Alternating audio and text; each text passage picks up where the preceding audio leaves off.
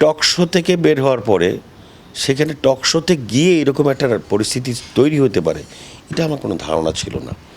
ঠিক আছে, ওখানে টেলিভিশনের যারা কর্মকর্তা ছিলেন, সহকর্মীরা ছিলেন, তারা তাদের নিজস্ব ব্যবস্থাপনা হয়তো আমাকে বাসায় পৌঁছে দিয়েছেন।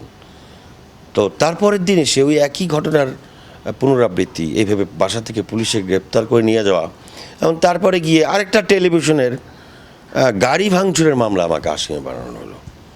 কি নির্লজ্জকর বিষয়। আমার সঙ্গে মিডিয়ার প্রত্যেকটা মানুষের সঙ্গে যেখানে ভালো একটা সম্পর্ক, সেখানে টেলিভিশনের টক শোর কারণে আমাকে গ্রেফতার করা হলো, গিয়ে আরেকটি টেলিভিশনের গাড়ি ভাঙচুরের মামলা আমাকে আসামি বানানো হলো।